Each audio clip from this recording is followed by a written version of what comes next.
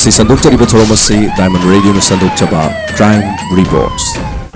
Nupi angang sing da thokliba tongan ba Manipur khakta natana India ki kachin koya amadi prithvi gi mapanda thokliba angakpo crime sing ase aikoina wari oina tamjaduna miyamda khanghan janna nam hona jaba dugumba program amani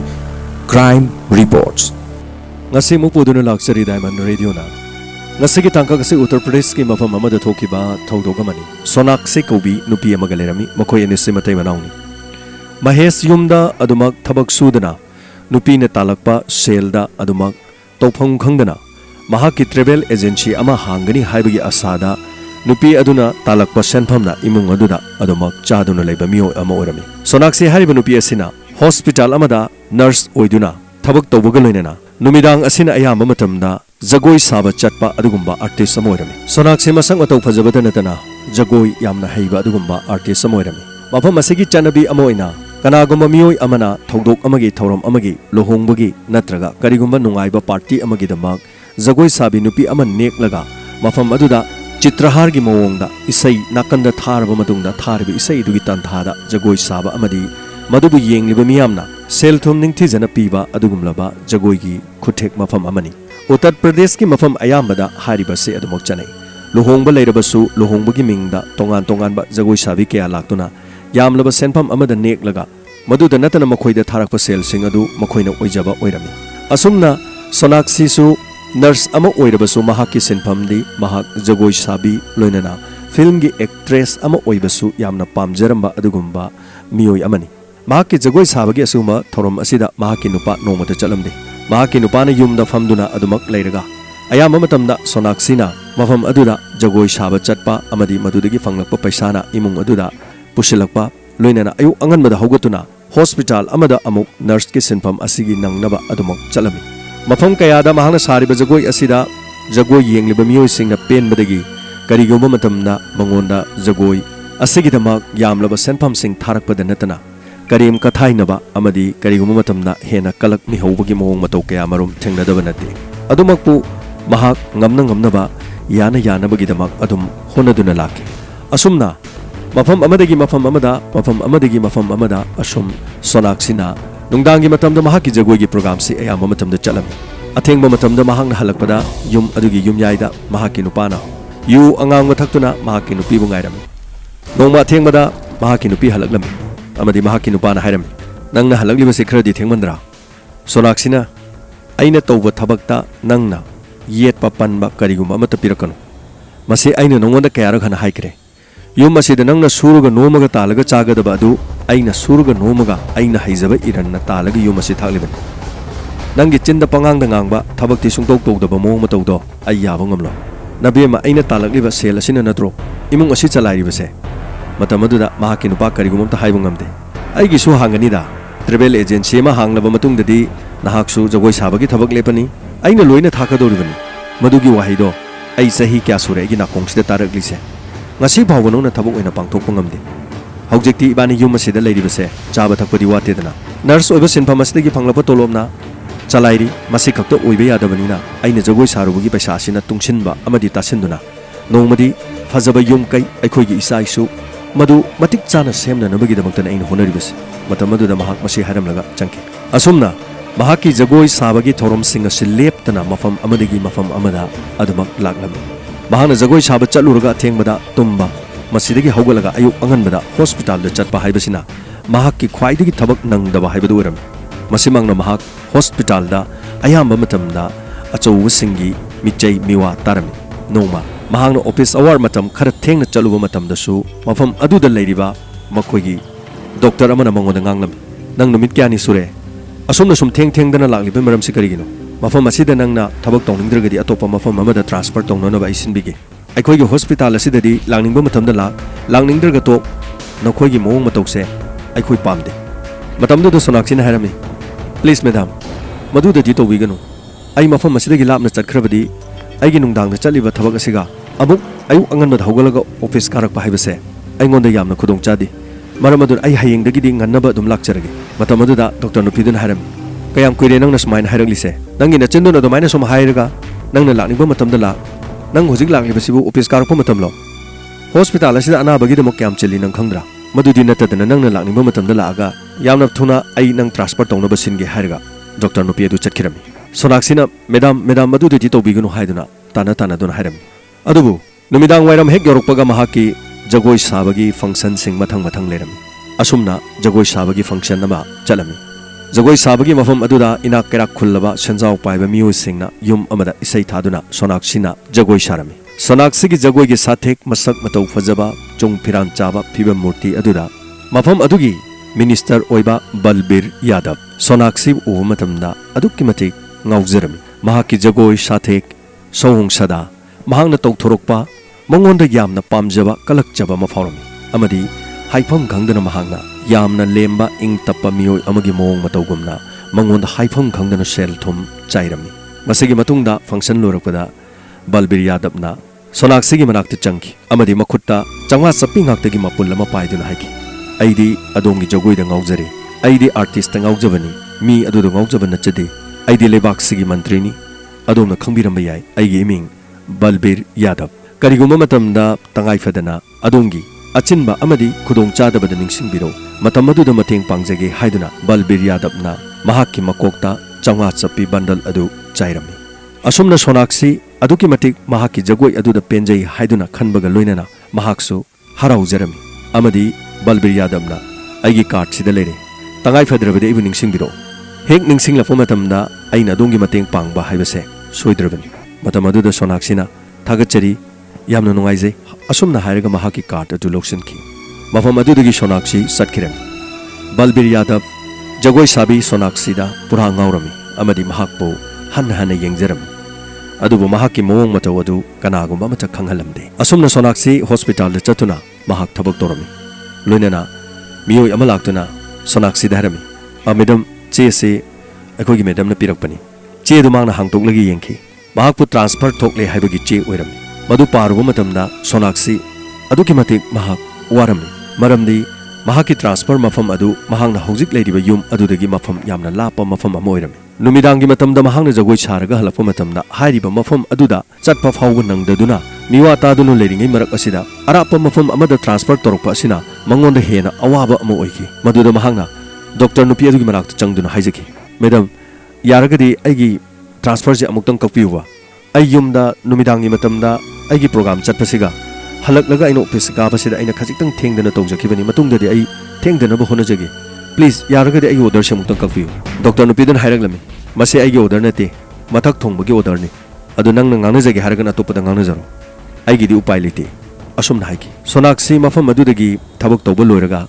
ꯅꯨꯃꯤꯗꯥꯡ ꯋꯥꯏꯔꯝ ꯌꯥꯝꯅ ꯃꯊꯥ ꯁꯥꯅ ꯂꯥꯛꯂꯝꯃꯤ ꯃꯍꯥꯛꯅ ꯎꯪꯗꯨꯅ ꯅꯨꯃꯤꯗꯥꯡ ꯆꯥꯛ ꯏꯟꯁꯥꯡ ꯊꯣꯡꯂꯝꯃꯤ ꯑꯃꯗꯤ ꯃꯗꯨ ꯂꯣꯏꯔꯕ ꯃꯇꯨꯡꯗ ꯃꯍꯥꯛꯀꯤ ꯅꯨꯄꯥ ꯃꯍꯦꯁꯀ ꯄꯨꯟꯅ ꯆꯥꯔꯝꯃꯤ ꯃꯇꯝ ꯑꯗꯨꯗ ꯃꯍꯥꯛ ꯎꯪꯕꯅ ꯃꯍꯥꯛꯅ ꯊꯣꯡꯂꯤꯕ ꯆꯥꯛ ꯏꯟꯁꯥꯡ ꯑꯗꯨ ꯆꯥꯕ ꯐꯥꯎꯕ ꯃꯍꯥꯛ ꯃꯊꯣꯡ ꯃꯔꯝ ꯈꯪꯂꯝꯗꯦ ꯃꯇꯝꯗꯨꯗ ꯃꯍꯦꯁꯅ ꯍꯥꯏꯈꯤ ꯀꯔꯤ ꯇꯧꯕ ꯌꯥꯎꯔꯒꯦ ꯀꯅꯥꯅ ꯀꯔꯤ ꯍꯥꯏꯔꯒꯦ ꯑꯩꯉꯣꯟꯗꯁꯨ ꯍꯥꯏꯕ ꯌꯥꯗ꯭ꯔꯣ ꯀꯅꯥꯅ ꯀꯔꯤ ꯇꯧꯔꯒꯦꯕ ꯁꯣꯅꯥꯛꯁꯤꯅ ꯍꯥꯏꯈꯤ ꯅꯪꯗꯤ ꯀꯔꯤꯝꯇ ꯈꯪꯕ ꯅꯠꯇꯦ ꯑꯩꯅ ꯇꯧꯔꯤꯕ ꯊꯕꯛ ꯊꯧꯔꯝꯁꯤꯗ ꯍꯧꯖꯤꯛ ꯑꯌꯦꯠꯄ ꯑꯃ ꯂꯩꯔꯦ ꯑꯌꯦꯠꯄꯁꯤꯅ ꯃꯔꯝ ꯑꯣꯏꯔꯒ ꯑꯩ ꯖꯒꯣꯏ ꯁꯥꯕꯒꯤ ꯊꯧꯔꯝ ꯑꯁꯤꯒ ꯍꯣꯁꯄꯤꯇꯥꯜꯒꯤ ꯊꯕꯛ ꯑꯁꯤꯒ ꯑꯅꯤꯁꯤꯒꯤ ꯃꯅꯨꯡꯗ ꯑꯃ ꯇꯣꯛꯄ ꯇꯥꯔꯦ ꯑꯗꯨꯕꯨ ꯑꯩ ꯖꯒꯣꯏ ꯁꯥꯕꯗꯤ ꯇꯣꯛꯄ ꯄꯥꯝꯗꯦ ꯑꯩ ꯃꯁꯤꯗ ꯅꯠꯇꯅ ꯑꯩ ꯑꯦꯛꯇ꯭ꯔꯦꯁ ꯑꯃ ꯑꯣꯏꯕ ꯄꯥꯝꯃꯤ ꯑꯩꯗꯤ ꯂꯩꯕꯥꯛ ꯑꯁꯤꯗ ꯑꯩꯒꯤ ꯃꯤꯡꯆꯠ ꯊꯝꯕ ꯄꯥꯝꯃꯤ ꯅꯔꯁ ꯑꯣꯏꯗꯨꯅ ꯂꯩꯔꯕꯗꯤ ꯍꯥꯏꯔꯤꯕꯁꯦ ꯑꯩ ꯀꯔꯤꯒꯨꯝꯕ ꯑꯝꯇ ꯅꯤꯡꯕ ꯊꯨꯡꯂꯣꯏ ꯑꯗꯨꯃꯛꯄꯨ ꯅꯔꯁ ꯑꯣꯏꯕꯒꯤ ꯁꯤꯟꯐꯝ ꯑꯁꯤꯗꯒꯤ ꯂꯥꯛꯂꯤꯕ ꯄꯩꯁꯥꯁꯤꯅ ꯏꯃꯨꯡ ꯑꯁꯤ ꯇꯪꯈꯥꯏ ꯑꯃꯗꯤ ꯆꯂꯥꯏꯔꯤꯕꯅꯤ ꯃꯁꯤꯁꯨ ꯑꯃꯨꯛ ꯇꯣꯛꯂꯕꯗꯤ ꯑꯩꯗꯤ ꯀꯔꯤ ꯇꯧꯒꯅꯤ ꯃꯇꯝ ꯑꯗꯨꯗ ꯃꯍꯥꯛꯀꯤ ꯅꯨꯄꯥꯅ ꯑꯗꯨ ꯑꯣꯏꯔꯒ ꯅꯪꯒꯤ ꯃꯟꯇ꯭ꯔꯤ ꯑꯃ ꯂꯩꯗꯥꯏꯅꯦ ꯕꯜꯕꯤꯔ ꯌꯥꯗꯕ ꯃꯉꯣꯟꯗ ꯍꯥꯏꯔꯒ ꯇ꯭ꯔꯥꯟꯁꯐꯔꯗꯨ ꯀꯥꯍꯟꯁꯤꯔꯣ ꯃꯇꯝ ꯑꯗꯨꯗ ꯁꯣꯅꯥꯛꯁꯤꯅ ꯅꯪꯗꯤ ꯀꯃꯥꯏꯅ ꯈꯪꯉꯤꯕ ꯑꯩꯗꯤ ꯅꯉꯣꯟꯗ ꯃꯁꯤꯒꯤ ꯋꯥꯔꯤ ꯍꯥꯏꯈꯤꯕꯁꯨ ꯂꯩꯇꯦ ꯅꯪꯅ ꯕꯜꯕꯤꯔ ꯌꯥꯗꯕ ꯄꯜꯂꯛꯏꯁꯤꯅ ꯀꯔꯤ ꯑꯩꯁꯨ ꯑꯇꯩ ꯀꯔꯤꯁꯨ ꯈꯪꯕꯗꯤ ꯅꯠꯇꯦꯗ ꯅꯪꯅ ꯇꯨꯝꯈ꯭ꯔꯀꯥꯟꯗ ꯅꯪꯒꯤ ꯕꯦꯒꯇꯒꯤ ꯄꯩꯁꯥ ꯈꯔ ꯍꯨꯔꯥꯟꯕ ꯍꯥꯏꯁꯤꯅ ꯑꯩꯒꯤ ꯊꯧꯅꯤ ꯃꯗꯨꯗꯒꯤ ꯍꯨꯔꯥꯟꯕ ꯄꯩꯁꯥ ꯈꯔꯗꯨꯅ ꯌꯨ ꯊꯛꯀꯗꯣꯏꯅꯤ ꯑꯩꯒꯤꯁꯨ ꯑꯅꯤꯡꯕ ꯑꯄꯥꯝꯕ ꯈꯔꯗꯤ ꯅꯉꯣꯟꯗꯒꯤ ꯅꯤꯔꯕꯁꯨ ꯅꯪꯅ ꯄꯤꯕꯗꯨꯅ ꯂꯣꯏꯅ ꯀꯣꯟꯅꯕꯗꯤ ꯅꯠꯇꯦ ꯅꯪꯒꯤ ꯊꯥꯔꯛꯂꯤꯕ ꯏꯁꯩꯒꯤ ꯄꯩꯁꯥ ꯃꯔꯛꯇꯨꯗꯒꯤ ꯑꯆꯣꯏꯕ ꯈꯔ ꯂꯧꯊꯣꯛꯅꯕ ꯍꯣꯠꯅꯕꯗ ꯕꯜꯕꯤꯔ ꯌꯥꯗꯕꯀꯤ ꯀꯥꯔꯗꯇꯣ ꯑꯩꯁꯨ ꯎꯔꯝꯃꯦ ꯑꯩꯁꯨ ꯈꯜꯂꯦ ꯕꯜꯕꯤꯔ ꯌꯥꯗꯕꯅ ꯅꯉꯣꯟꯗ ꯅꯪꯒꯤ ꯖꯒꯣꯏꯗ ꯏꯁꯩꯗ ꯉꯥꯎꯔꯦ ꯍꯥꯏꯕꯁꯦ ꯑꯗꯨꯕꯨ ꯀꯥꯔꯗ ꯄꯤꯔꯛꯂꯤꯕꯁꯤꯅꯗꯤ ꯃꯍꯥꯛꯕꯨ ꯅꯤꯡꯁꯤꯡꯂꯛꯎ ꯑꯋꯥꯕ ꯃꯇꯝꯗ ꯃꯇꯦꯡ ꯄꯥꯡꯒꯦ ꯍꯥꯏꯕꯗꯤ ꯑꯣꯏꯔꯝꯒꯅꯤꯗꯅ ꯃꯉꯣꯟꯗ ꯑꯝꯇꯪ ꯍꯥꯏꯔꯒ ꯌꯦꯡꯉꯒꯗꯤ ꯀꯅꯥꯅ ꯈꯪꯅꯤ ꯅꯪꯒꯤ ꯇ꯭ꯔꯥꯟꯁꯐꯔ ꯑꯣꯔꯗꯔꯁꯦ ꯐꯠꯅ ꯀꯛꯂꯛꯑꯗꯤ ꯑꯩꯈꯣꯏꯅꯤꯒꯤ ꯀꯥꯟꯅꯕ ꯅꯠꯇ꯭ꯔꯣ ꯃꯇꯝ ꯑꯗꯨꯗ ꯁꯣꯅꯥꯛꯁꯤꯅ ꯑꯗꯨꯛ ꯌꯥꯝꯅ ꯅꯀꯣꯛ ꯐꯠꯇ꯭ꯔꯕ ꯅꯉꯣꯟꯗ ꯑꯐꯕ ꯋꯥꯈꯜ ꯑꯃ ꯂꯩꯔꯝꯃꯤꯅꯦ ꯑꯩꯗꯤ ꯀꯥꯎꯕꯨ ꯀꯥꯎꯏ ꯃꯉꯣꯟꯗ ꯑꯃꯨꯛꯇꯪ ꯍꯥꯏꯔꯒ ꯌꯦꯡꯁꯤꯔꯥ ꯑꯗꯨ ꯑꯣꯏꯔꯕꯗꯤ ꯀꯔꯤꯒꯨꯝꯕ ꯌꯥꯕꯤꯔꯛꯂꯕꯗꯤ ꯑꯩ ꯁꯤꯟꯐꯝ ꯑꯁꯤꯁꯨ ꯑꯗꯨꯝ ꯆꯠꯄ ꯑꯗꯨꯒ ꯅꯔꯁ ꯑꯣꯏꯕꯁꯨ ꯑꯗꯨꯝ ꯆꯠꯄ ꯐꯔꯦ ꯑꯩ ꯍꯌꯦꯡꯃꯛ ꯆꯠꯂꯒ ꯃꯍꯥꯛꯀꯤ ꯃꯌꯨꯝꯗ ꯑꯃꯨꯛꯇ ꯃꯍꯥꯛꯄꯨ ꯎꯅꯔꯨꯒꯦ ꯑꯁꯨꯝꯅ ꯍꯥꯏꯕꯒ ꯂꯣꯏꯅꯅ ꯁꯣꯅꯥꯛꯁꯤ ꯑꯌꯨꯛꯇ ꯃꯤꯅꯤꯁꯇꯔ ꯕꯜꯕꯤꯔ ꯌꯥꯗꯕꯀꯤ ꯃꯅꯥꯛꯇ ꯆꯠꯂꯝꯃꯤ ꯑꯍꯥꯟꯕ ꯃꯍꯥꯛꯀꯤ ꯃꯐꯝ ꯑꯗꯨ ꯍꯦꯛ ꯌꯧꯕ ꯃꯇꯝꯗ ꯉꯥꯎꯔꯝꯃꯤ ꯃꯍꯥꯛꯀꯤ ꯐꯖꯔꯕ ꯂꯩꯀꯣꯜ ꯐꯖꯔꯕ ꯌꯨꯝ ꯃꯊꯣꯜ ꯍꯦꯛ ꯆꯪꯂꯛꯄꯗꯒꯤ ꯈꯣꯡ ꯊꯥꯡꯊꯕ ꯍꯧꯕꯗꯒꯤꯅ ꯂꯩꯃꯥꯏ ꯑꯗꯨꯗꯒꯤꯅ ꯏꯃꯨꯡ ꯆꯪꯐꯝ ꯐꯥꯎꯕꯗ ꯂꯩꯔꯤꯕ ꯗꯦꯀꯣꯔꯦꯁꯟ ꯃꯌꯥꯝ ꯍꯧꯖꯤꯛ ꯃꯇꯝꯒꯤ ꯐꯖꯔꯕ ꯃꯤꯒꯤ ꯌꯨꯝ ꯀꯩ ꯁꯥꯕ ꯑꯃꯗ ꯏꯅꯥꯛ ꯀꯩꯔꯥꯛ ꯈꯨꯟꯕ ꯃꯤꯁꯤꯡꯅ ꯑꯀꯦ ꯑꯃꯧꯒꯤ ꯃꯑꯣꯡꯗ ꯊꯝꯂꯤꯕ ꯑꯗꯨ ꯕꯜꯕꯤꯔ ꯌꯥꯗꯕꯀꯤꯗꯨꯗꯅ ꯁꯔꯨꯛ ꯆꯥꯝꯃ ꯍꯦꯟꯅ ꯐꯖꯔꯝꯃꯤ ꯑꯃꯗꯤ ꯀꯥ ꯑꯗꯨꯗ ꯆꯪꯂꯝꯃꯤ ꯂꯣꯏꯅꯅ ꯃꯍꯥꯛꯀꯤ ꯃꯤꯑꯣꯏ ꯑꯃꯈꯛꯅ ꯌꯥꯅꯤ ꯁꯣꯝꯗ ꯐꯝꯕꯤꯌꯨ ꯀꯅꯥ ꯎꯅꯕꯤꯒꯗꯕꯅꯣ ꯑꯩ ꯕꯜꯕꯤꯔ ꯌꯥꯗꯕ ꯎꯅꯖꯒꯦ ꯇꯧꯕꯅꯤ ꯌꯥꯅꯤ ꯄꯥꯎ ꯄꯤꯖꯒꯦ ꯁꯤ ꯁꯣꯐꯥꯁꯤꯗ ꯉꯥꯛꯇ ꯐꯝꯕꯤꯌꯨ ꯑꯁꯨꯝꯅ ꯅꯨꯄꯥ ꯑꯁꯤ ꯃꯤꯅꯤꯁꯇꯔꯗ ꯄꯥꯎ ꯄꯤꯕ ꯆꯪꯈꯤ ꯃꯇꯝ ꯑꯗꯨꯗ ꯁꯣꯅꯥꯛꯁꯤ ꯃꯍꯥꯛꯅ ꯐꯝꯂꯤꯕ ꯁꯣꯐꯥ ꯑꯗꯨ ꯍꯦꯛ ꯐꯝꯊꯕꯒ ꯁꯣꯐꯥ ꯑꯗꯨ ꯄꯥꯏꯗꯨꯅ ꯅꯥꯜꯂꯝꯃꯤ ꯀꯌꯥꯗ ꯐꯖꯈ꯭ꯔꯕ ꯁꯣꯐꯥꯅꯣ ꯃꯃꯜ ꯌꯥꯝ ꯄꯤꯔꯝꯒꯅꯤ ꯃꯁꯤꯗꯤ ꯃꯄꯥꯟ ꯂꯝꯒꯤ ꯁꯣꯐꯥ ꯑꯣꯏꯔꯝꯒꯅꯤ ꯑꯩꯈꯣꯏ ꯁ꯭ꯋꯥꯏꯗ ꯐꯪꯕ ꯁꯣꯐꯥ ꯃꯥꯟꯗꯦ ꯑꯁ ꯀꯌꯥꯗ ꯐꯖꯈ꯭ꯔꯕ ꯃꯩꯒꯤ ꯃꯩꯉꯥꯜ ꯐꯛꯂꯥꯡꯗ ꯊꯦꯠꯂꯤꯕ ꯂꯥꯏ ꯌꯨꯝ ꯑꯁꯤꯒꯤ ꯗꯦꯀꯣꯔꯦꯁꯟ ꯑꯁꯨꯝꯅ ꯍꯥꯏꯕꯒ ꯏꯃꯨꯡ ꯑꯗꯨꯗ ꯂꯩꯔꯤꯕ ꯄꯣꯠꯆꯩ ꯈꯨꯗꯤꯡꯃꯛ ꯌꯦꯡꯂꯨꯕꯗ ꯃꯍꯥꯛꯅ ꯑꯉꯥꯎꯕꯒꯤ ꯑꯉꯥꯎꯕ ꯉꯥꯛꯇ ꯍꯥꯏꯕꯗꯨ ꯑꯣꯏꯔꯝꯃꯤ ꯃꯗꯨꯒꯤ ꯃꯇꯨꯡꯗ ꯃꯤꯑꯣꯏ ꯑꯃ ꯂꯥꯛꯇꯨꯅ ꯃꯦꯗꯝ ꯏꯁꯤꯡꯁꯤ ꯊꯛꯄꯤꯌꯨ ꯑꯁꯨꯝꯅ ꯍꯥꯏꯔꯒ ꯏꯁꯤꯡ ꯄꯤꯊꯛꯂꯝꯃꯤ ꯏꯁꯤꯡ ꯄꯤꯊꯛꯄꯒꯤ ꯄꯥꯔꯠ ꯑꯗꯨ ꯏꯁꯤꯡ ꯊꯛꯇ꯭ꯔꯤꯉꯩꯗ ꯃꯍꯥꯛꯅ ꯌꯦꯡꯈꯤ ꯑꯩꯈꯣꯏꯅ ꯌꯨꯝꯗ ꯊꯛꯂꯤꯕ ꯏꯁꯤꯡ ꯒꯤꯂꯥꯁꯁꯤꯒ ꯃꯐꯝ ꯑꯁꯤꯗ ꯂꯩꯔꯤꯕ ꯏꯁꯤꯡ ꯒꯤꯂꯥꯁꯁꯤꯒ ꯏꯁꯤꯡ ꯒꯤꯂꯥꯁ ꯑꯁꯤꯒꯤ ꯃꯃꯜꯁꯤ ꯀꯥꯏꯊꯣꯛꯑꯒ ꯌꯣꯟꯊꯣꯛꯂꯕꯗꯤ ꯑꯩꯈꯣꯏꯗꯤ ꯊꯥ ꯑꯃꯅꯤ ꯑꯗꯨꯝ ꯆꯥꯛ ꯆꯥꯅꯅꯤ ꯃꯃꯜ ꯌꯥꯝꯂꯝꯒꯅꯤꯕꯨ ꯑꯁꯨꯝꯅ ꯈꯟꯈꯤ ꯃꯐꯝ ꯑꯗꯨꯗ ꯌꯦꯡꯂꯨꯕꯗ ꯀꯜꯂꯛꯄ ꯉꯥꯛꯇ ꯁꯣꯅꯥꯛꯁꯤꯗ ꯑꯣꯏꯈꯤ ꯑꯁꯨꯝꯅ ꯁ꯭ꯇꯦꯌꯔꯗꯒꯤ ꯀꯨꯝꯂꯛꯂꯝꯃꯤ ꯕꯜꯕꯤꯔ ꯌꯥꯗꯕ ꯑꯃꯗꯤ ꯃꯍꯥꯛꯀꯤ ꯃꯅꯥꯛꯇ ꯆꯪꯗꯨꯅ ꯃꯈꯨꯠ ꯂꯣꯟꯅꯗꯨꯅ ꯈꯨꯔꯨꯝꯗꯨꯅ ꯍꯥꯏꯔꯝꯃꯤ ꯌꯥꯝꯅ ꯊꯥꯖꯗꯅ ꯑꯩꯒꯤ ꯌꯨꯝꯗ ꯁꯛꯅꯥꯏꯔꯕꯤ ꯑꯥꯔꯇꯤꯁ ꯑꯃꯈꯛ ꯂꯥꯛꯇꯨꯅ ꯑꯩꯒꯤ ꯊꯣꯡꯖꯤꯟꯗ ꯂꯦꯞꯂꯔꯕꯁꯤꯗꯤ ꯑꯩꯉꯣꯟꯗꯗꯤ ꯄꯨꯔꯥ ꯃꯪꯒꯨꯝꯕꯅꯤ ꯀꯔꯤ ꯍꯥꯏꯕꯤꯅꯤꯡꯕ ꯂꯩꯒꯦ ꯀꯔꯤ ꯄꯥꯎꯇꯥꯛ ꯄꯤꯕꯤꯅꯤꯡꯕ ꯀꯔꯤ ꯋꯥꯐꯝ ꯊꯝꯕꯤꯅꯤꯡꯒꯦ ꯍꯥꯏꯕꯤꯌꯨ ꯃꯇꯝ ꯑꯗꯨꯗ ꯁꯣꯅꯥꯛꯁꯤꯅ ꯍꯥꯏꯈꯤ ꯑꯩ ꯀꯔꯤꯁꯨ ꯍꯥꯏꯕ ꯂꯥꯛꯆꯕ ꯅꯠꯆꯗꯦ ꯃꯇꯦꯡ ꯑꯃꯈꯛꯇꯪ ꯅꯤꯖꯅꯤꯡꯕꯅꯤ ꯑꯗꯨꯕꯨ ꯍꯥꯏꯕꯤꯌꯨ ꯃꯇꯦꯡꯗꯨ ꯀꯔꯤꯅꯣ ꯑꯩ ꯁꯣꯏꯗꯅ ꯄꯤꯖꯒꯦ ꯁꯛꯅꯥꯏꯔꯕꯤ ꯑꯥꯔꯇꯤꯁ ꯑꯃꯈꯛꯅ ꯑꯩꯒꯨꯝꯕ ꯀꯔꯤꯁꯨ ꯂꯩꯇꯕ ꯃꯤꯅꯤꯁꯇꯔ ꯑꯃꯗ ꯅꯣꯡꯃ ꯈꯛꯇꯪ ꯋꯥ ꯑꯃꯈꯛꯇꯪ ꯍꯥꯏꯕ ꯂꯥꯛꯄꯕꯨ ꯀꯔꯤ ꯂꯩꯕꯒꯦ ꯑꯩ ꯂꯣꯏꯅꯃꯛ ꯄꯤꯅꯕ ꯍꯣꯠꯅꯖꯒꯦ ꯀꯔꯤꯅꯣ ꯍꯦꯛꯇꯃꯛ ꯍꯥꯏꯕꯤꯌꯨ ꯃꯇꯝ ꯑꯗꯨꯗ ꯁꯣꯅꯥꯛꯁꯤꯅ ꯍꯥꯏꯈꯤ ꯑꯩ ꯋꯥꯐꯝꯁꯤꯕꯨ ꯌꯥꯝꯅꯗꯤ ꯀꯥꯏꯕ ꯋꯥꯅꯤ ꯑꯗꯨꯕꯨ ꯑꯩ ꯁꯔꯀꯥꯔꯒꯤ ꯍꯣꯁꯄꯤꯇꯥꯜ ꯑꯃꯗ ꯅꯔꯁꯁꯨ ꯑꯣꯏꯖꯕꯅꯤ ꯃꯇꯝ ꯑꯗꯨꯗ ꯕꯜꯕꯤꯔ ꯌꯥꯗꯕꯅ ꯁꯣꯝꯁꯤ ꯅꯔꯁꯁꯨ ꯑꯣꯏ ꯍꯥꯏꯕ ꯋꯥꯟꯗꯔꯐꯨꯜ ꯆꯨꯡ ꯐꯤꯔꯥꯟ ꯆꯥꯔꯕꯤ ꯁꯛ ꯐꯖꯔꯕꯤ ꯖꯒꯣꯏ ꯏꯁꯩ ꯁꯥꯕꯗ ꯑꯁꯨꯛꯀꯤ ꯃꯇꯤꯛ ꯃꯤꯕꯨ ꯁꯨꯝꯍꯠꯄ ꯉꯝꯂꯕꯤ ꯑꯃꯈꯛꯅ ꯑꯁꯣꯟꯕ ꯑꯅꯥꯕ ꯀꯌꯥꯒꯤ ꯁꯦꯕꯥ ꯇꯧꯗꯨꯅ ꯅꯔꯁ ꯑꯃꯁꯨ ꯑꯣꯏ ꯍꯥꯏꯕꯁꯤ ꯃꯁꯤ ꯇꯥꯖꯕꯗ ꯑꯩꯗꯤ ꯑꯗꯣꯝꯕꯨ ꯍꯦꯟꯅ ꯉꯥꯎꯔꯦ ꯃꯍꯥꯛꯀꯤ ꯋꯥꯐꯝꯗꯨꯗ ꯁꯣꯅꯥꯛꯁꯤꯅ ꯋꯥꯐꯝꯗꯨꯕꯨ ꯃꯇꯝ ꯑꯗꯨꯗ ꯕꯜꯕꯤꯔ ꯌꯥꯗꯕꯅ ꯍꯥꯏꯈꯤ ꯅꯠꯇꯦ ꯑꯩꯅ ꯍꯥꯏꯖꯕꯗꯤ ꯑꯥꯔꯇꯤꯁ ꯑꯃ ꯑꯣꯏꯕꯒꯤ ꯆꯞ ꯆꯥꯕ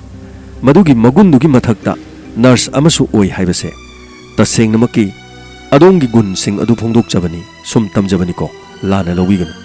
ꯑꯗꯨ ꯋꯥꯐꯝꯗꯣ ꯍꯥꯏꯕꯤꯌꯨ ꯅꯔꯁ ꯑꯣꯏꯕꯗꯨ ꯀꯔꯤ ꯇꯧꯔꯦ ꯍꯥꯏꯕꯅꯣ ꯃꯇꯝ ꯑꯗꯨꯗ ꯁꯣꯅꯥꯛꯁꯤꯅ ꯍꯥꯏꯈꯤ ꯑꯩꯒꯤ ꯖꯒꯣꯏ ꯏꯁꯩ ꯆꯠꯂꯨꯔꯒ ꯊꯦꯡꯅ ꯍꯜꯂꯒ ꯑꯍꯤꯡ ꯇꯨꯝꯃꯒ ꯑꯌꯨꯛ ꯉꯟꯅ ꯍꯧꯒꯠꯂꯒ ꯑꯩꯒꯤ ꯅꯔꯁ ꯑꯣꯏꯕꯒꯤ ꯁꯤꯟꯐꯝꯁꯦ ꯃꯁꯤ ꯈꯖꯤꯛꯇꯪ ꯍꯦꯛ ꯆꯠꯄꯗ ꯊꯦꯡꯈꯤꯕ ꯃꯁꯤꯅ ꯃꯔꯝ ꯑꯣꯏꯔꯒ ꯍꯣꯁꯄꯤꯇꯥꯜ ꯑꯗꯨꯗ ꯂꯩꯕ ꯑꯆꯧꯕꯁꯤꯡꯅ ꯑꯩꯕꯨ ꯑꯇꯣꯞꯄ ꯃꯐꯝ ꯑꯃꯗ ꯇ꯭ꯔꯥꯟꯁꯐꯔ ꯇꯧꯕꯤꯔꯦ ꯇꯉꯥꯏ ꯐꯗꯅ ꯑꯩꯗꯤ ꯇ꯭ꯔꯥꯟꯁꯐꯔ ꯇꯧꯕ ꯃꯐꯝꯗꯨꯗ ꯆꯠꯂꯕꯗꯤ ꯑꯩꯒꯤ ꯁꯤꯟꯐꯝ ꯖꯒꯣꯏ ꯏꯁꯩꯒꯤ ꯊꯕꯛꯁꯤ ꯇꯣꯛꯄ ꯇꯥꯕ ꯌꯥꯔꯒꯗꯤ ꯁꯥꯔꯅ ꯑꯃꯨꯛꯇꯪ ꯑꯩꯒꯤ ꯖꯒꯣꯏ ꯁꯥꯕꯒꯤ ꯁꯤꯟꯐꯝ ꯑꯁꯤꯁꯨ ꯁꯣꯏꯗꯅꯕ ꯑꯃꯗꯤ ꯑꯩꯒꯤ ꯅꯔꯁꯀꯤ ꯁꯤꯟꯐꯝ ꯑꯁꯤꯁꯨ ꯁꯣꯏꯗꯅꯕ ꯇ꯭ꯔꯥꯟꯁꯐꯔ ꯑꯣꯔꯗꯔꯁꯤ ꯑꯃꯨꯛꯇꯪ ꯀꯛꯄꯤꯔꯗꯤ ꯌꯥꯝꯅ ꯅꯨꯡꯉꯥꯏꯖꯒꯅꯤ ꯕꯜꯕꯤꯔ ꯌꯥꯗꯕꯅ ꯅꯣꯛꯆꯔꯝꯃꯤ ꯋꯥꯐꯝ ꯑꯁꯤꯒꯤꯗꯃꯛꯇ ꯑꯣꯏꯔꯦ ꯃꯗꯨꯗꯤ ꯌꯥꯝꯅ ꯂꯥꯏꯈ꯭ꯔꯕ ꯋꯥꯐꯝꯅꯤ ꯃꯁꯤꯗꯤ ꯑꯗꯨꯝ ꯌꯥꯔꯦ ꯇ꯭ꯔꯥꯟꯁꯐꯔꯁꯤ ꯀꯛꯂꯦꯅ ꯈꯟꯕꯤꯔꯣ ꯑꯩ ꯐꯣꯟ ꯑꯝꯇ ꯇꯧꯖꯒꯦ ꯑꯁꯨꯝꯅ ꯍꯥꯏꯔꯒ ꯃꯥꯅ ꯐꯣꯟ ꯇꯧꯔꯝꯃꯤ ꯍꯜꯂꯣ ꯁꯥꯔ ꯁꯇ꯭ꯔꯖꯤꯠ ꯋꯥꯐꯝ ꯑꯝꯇ ꯍꯥꯏꯖꯒꯦ ꯇꯧꯖꯕꯅꯤ ꯁꯣꯅꯥꯛꯁꯤꯒꯤ ꯇ꯭ꯔꯥꯟꯁꯐꯔ ꯑꯣꯔꯗꯔꯗꯨꯕꯨ ꯀꯔꯝꯍꯥꯏꯅ ꯇꯧꯕꯅꯣ ꯃꯗꯨꯝꯇꯪ ꯀꯛꯄꯤꯕꯔꯗꯤ ꯌꯨꯝꯁꯨ ꯌꯥꯝꯅ ꯃꯐꯝ ꯑꯗꯨꯒ ꯂꯥꯞꯅꯕ ꯑꯃꯗꯤ ꯃꯍꯥꯛꯁꯤ ꯑꯥꯔꯇꯤꯁ ꯑꯃꯁꯨ ꯑꯣꯏꯕ ꯑꯥꯔꯇꯤꯁꯀꯨꯝꯕꯒꯤꯗꯤ ꯃꯁꯤꯒꯨꯝꯕꯁꯤ ꯈꯔ ꯀꯣꯝꯊꯣꯛꯄꯤꯕꯁꯨ ꯐꯩꯗ ꯃꯗꯨꯒꯤ ꯆꯠꯊꯣꯛ ꯆꯠꯁꯤꯟ ꯍꯥꯏꯕ ꯑꯃ ꯂꯩꯕꯅꯤꯅ ꯍꯣꯏ ꯐꯅꯤ ꯑꯣ ꯌꯥꯝ ꯅꯨꯡꯉꯥꯏꯖꯔꯦ ꯑꯁꯨꯝꯅ ꯍꯥꯏꯔꯝꯃꯤ ꯁꯣꯅꯥꯛꯁꯤ ꯑꯗꯣꯝꯒꯤ ꯇ꯭ꯔꯥꯟꯁꯐꯔ ꯑꯣꯔꯗꯔꯁꯤ ꯀꯛꯂꯦ ꯑꯗꯣ ꯍꯌꯦꯡꯗꯒꯤꯗꯤ ꯏꯅꯤꯡꯇꯝꯅ ꯖꯒꯣꯏ ꯁꯥꯕꯁꯨ ꯆꯠꯄꯤꯔꯣ ꯅꯔꯁꯀꯤ ꯁꯤꯟꯐꯝ ꯑꯗꯨꯁꯨ ꯈꯔ ꯊꯦꯡꯅ ꯑꯗꯨꯝ ꯆꯠꯂꯁꯨ ꯌꯥꯅꯤꯗ mafam adu dai phone tawkhrage hospital du su aduga aina hauzik tawjaribido health ki director ni amangon da haijakre adu mahangna yana na ba tawjarage mafam adu dagi hongdoktana ba haire adu asina taba to bakari lerige ai yajare sa yam thagachari aigi sinpham sisu soidana ba amadi nurse ki sinpham sisu soidana ba animak yana ba sinbi ba sigi damakta haninga leitana thagachari adombu iswormakni haina aina ngasidagi khanjarabani balbir yadamna nati aidi miyamgi mateng pangjabani masidabu tawge haidana ai politics ta yaujari amadi leibak asigi ai minister oijaribani praja miyamgi mateng pangduna praja miyamgi kanana ba tawdrabadi aidi kari kanaruni lana lobiganu ko yam nungaise ado hanbadi kari da hanbigedabno ai bas ta lakpani yade aigi mina yum phawo thelenjage kari kaigani masi warobigedra sonaksina hafet khalaga hoi kari sukaide matamada balbir yadamna mahaki miyemada kokselami amadi madam se mahaki yum phawo thelo phajana thelamako sonaksina adudi sar ai mukcha charukige asumna balbir yadab sonaksida pura ngaurami amadi mahana chatkhiba maikaidu hanna yengjarami asumna sonaksi mayumda chattuna mahaki mapuroibada asumna sonaksi mayumda chatki mayumda lakpa machamda minister gi gari amada mahak kumlakpa ubada mahaki mapuroiba ngakki amadi mafam adudagi sonaksi yumda changlaki mahaki mapuroibana haiki nangi transfer order du ka abro sonaksina transfer order kakpada nate aidi minister du ga khangnarubadagi mahagi yumda lehoriba fajarba kolik sofa mahaki yumda theliba fajarba leiting sing asmaman yamlamgani bo aikoina sida leirine an tawrise mahaki glass amagi maman akhodi thani bu chani madugi kaithokluga charadi phajakraba gari duna nang gari du ohobu natra gari du dai thile diong paisa yamna paiba minister ni mahangna irai laina agi transfer du kakre aduga hospital du da su kaningba matamda kaw aduga agi thabak si soidena ba chalu hare as ai ngasi diam harawi asum mahaki nupada tamlame mahaki nupana sini ne artist aise miyam nabu yaradi hektamak loina mak hekta yada yabajan asumna matai manau adu imung de changkhiram asumna sonaksina mapam maduda shakhiba jagoi minister singna namkhiba video sing tamna miyoi amadagi amada magi mobile phone singda yaunaraki amadi yengliba miyoi singna nupi ase unthongna fajakreda mana sariba jagoi siga masakne matongne unthongna paksakhre lambi de leplamba miyoi sing ani onsinaduna amamam onsinaduna magi mobile da mathang viral oina yengnaram adumakpu sonaksi jagoi sajaba khaktani isai tanthada adubu mahakki masakne matongne tawthorokpa aduda miyamna tonganba miyeng amada yengnaba horami sonaksine lambi de chatpada mipung khudimangna asida chatliba nupise sini sida jagoi sarise asumna sonaram sonaksine tabada khajiktang nungaitabadi phoromi adubu karidi upai le thabak asigi damak mahak jagoi saribani mahak artist amani mahakki nupana nongma lambi de chatlingaida nupi adugi video yengba nupa macha ani khangna sonaksina sariba jagoi aduda masakchi fajadra as aigi nupi oirabadi as aidi luna tawgini siguma nupi sini ne aina pamlibase haibana chingba sonaksibu sonaduna nganglami amadi mahangna tabada yamna nungairamti loinana mahakki mapureba mahesna nakoina haidu kanadano asumna hairaga nupa macha ani dubu mahesna phurami sinpham aduda jagoi sabi sinpham ama oirubana karidi upai lei mahes mafam adudagi laklami hospital da sonaksina chatpa matam dasu hospital la leriba miyoi sing kiruk adu mangonda yenglami hospital adu da thabak toriba miyoi sing gi mobile dasu onsinaduna mase khoigi office da thabak toribi sonaksi karimta haibi abajanate madi yamna ngam khrajani thabak phawbada mahakti minister gi mateng dagi transfer ga sikakpangami wafam sing se mahak taram loinana doctor nupi mahafu transfer thakibaduna koksilami sonaksi nangna thengna lakpa masungana lakpada sidagi de ai karim ta hairaro nangna khoida ko hairasu yabadubu minister yongna bawadu hairami ai khoi oina transfer thagi khajik tangai adu nangna kaningba matamda dum kawko akhoi masigi damak karimta problem leitre haibina chingba sonaksi da hairami hospital adugi miyoi singna sonaksi bu to singna hairabada mangonda wangang ba kirami masigi maramdi mahakki matungda balbir yadav haiba minister asi leibana mahakki matungda kanamata wangang ba pamlamde masigi matungda balbir yadavna sonaksi bu bartona ma piraklami bartona dugi damak sem saba haurami asumna mahakki nupada Balbir Yadav ki manakta mahak isai gi program ama leire haiduna asumna hairam laga chatki mafam adu yobu matamda Balbir Yadav na Sonaksina hek ubada kalakkadaba hek yengbada pamjagadaba pochai kamarum leiduna thamnami sanagi necklace mamal yamlaba sari amamamda lupa lising nifu manga dagina humpu loinana tongan no sanagi lik kayamarum amadi mahakna hek yengbada kalakkadaba nupi gi oiba firol gi item sing imung aduda thamlami nga mahaki yum aduda changba matamda Balbir Yadav na harki lingsin biro Sonaksi lingsin biro ngasigi numidang wairam nahaki numidang wairam ni nahaki insai gi tanthada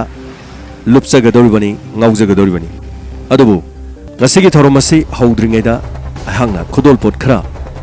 sem sadunu thamjari masibu lanabidana loksin bidana bigidama ahan mamuktada khudol pot singse amuktang mi yeng tabi haiki matamda Sonaksi khajiktang ngaksanaki amadi mamal yamlaba firol sing mangoda mathang ulam Sonaksi na hariba polam sing si ubada kalakpaga loinana pamba horongana Sonaksi na pochai sing adu taseng namaki yengjabada pamjaba haibadu mo oiram adubu asuk mamal yamlaba pochai sing si mana karigi damukta leiribano haibu wafam si mahaki thamoi nungda hangbo wahanga moiram amadi Sonaksi na Balbir Yadav ta haiki sar masibu kari maramgi mamal sing si pochi yamna tangi asum haiki matamduda Balbir Yadav na haiki Sonaksi gumlaba leba asigi maming leiraba adugumlaba artist ama uiba yarabase lekai lam macha da Jagoi isai tawduna leiraga kari kana deino film gi actress album kumbi tonganba makhan kaya gi artist uiba yarabi amabu leira khulakta Jagoi saduna leibase amadi seliba firol sing mamal ahongba kaya na set pasina masi Sonaksi gi punsida hena masi ijat mangningai oinida aduna hariba sing asi set piu loinana fazaba album fazaba film sing de yauraga loire aikhoisu angama mateng pangjagi yam lana lobiganu aidi adongi Jagoi isai da ngaujabani wafam asida adomna lana lobiganu haina mahangna Sonaksi da haiki Balbir Yadav ki chamlaba wahi mong mataw aduda karisu Sonaksi su lana khanba ngamlamte amadi mahangna haiki la osomda lapiu mingsel asigi mamangda leptuna amutang sana sing ngaksamda siduna yengbiu soidana fajagani fajaraba dongi shabanda fajaraba sanasigi leiting ani hapchanduna fajaba anigi leiting aduna pullaga bitfam hongba yadraba yamna ningthijaba amakhakti oigani haibase aina thajai masimangna soidana masimak adomna yabigani haibase ai khanjai lana lobigedra matamadda Sonaksi na masi tasengna makki ai gira khajiktang khanjanaki